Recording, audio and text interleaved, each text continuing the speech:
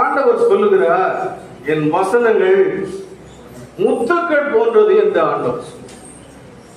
முத்துக்கள் போன்றது. கடல்ல முத்துக்கள் எடுப்பார்.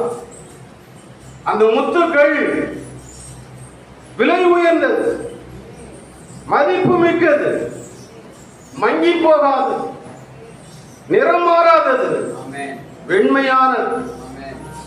அந்த முத்துக்களை பார்க்கும் என் வார்த்தைகள் மேன்மையானது என்று ஆண்டவர் சொல்கிறார். முத்துக்களை பார்க்க என் வார்த்தைகள் மேன்மையானது என்று அவர் சொல்கிறார். ஆனால் மின்னுகிற பொன்னும் ஒரு நாள் மங்கிவிடும் என்று சொல்லுது. மின்னுகிற வெள்ளியும் ஒரு நாள் மங்கி போய்விடும் என்று சொல்லுது. என் வார்த்தைகள் ஒரு நாள் மங்கி போகாது என்று சொல்லுது. முத்துக்கள் ஒரு நாள் மங்க, அதை காட்டிலும் அவருடைய வார்த்தைகள் மங்க. அதனால வார்த்தைகள் மேன்மையானது. அவருடைய வார்த்தையின் மேன்மையை மனிதனுக்கு தான் அறியவே. 100க்கு அதிபதி சரியாய் அறிந்திருந்தார்.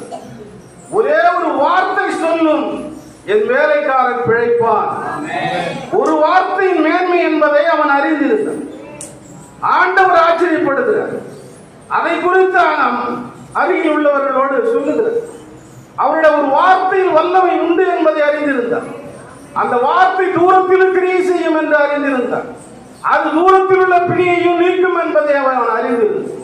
வார்த்தையின் மேன்மையை 100க்கு அதிபதி அறிந்திருந்தான். பிரியமான, அவருடைய ஒரே ஒரு வார்த்தை நமக்கு போதும்.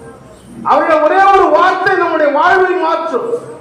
அவருடைய ஒரு வார்த்தை நம்முடைய சுகவீனங்களை மாற்றும், நம்முடைய வறுமையை மாற்றும், நம்முடைய குறைகளை நீக்கும், நம்முடைய நோய்களை நீக்கும், நம்மை மறுரூபமாக்கும். அவருடைய ஒரே ஒரு வார்த்தை போதும். வார்த்தையில் தான் வல்லமை.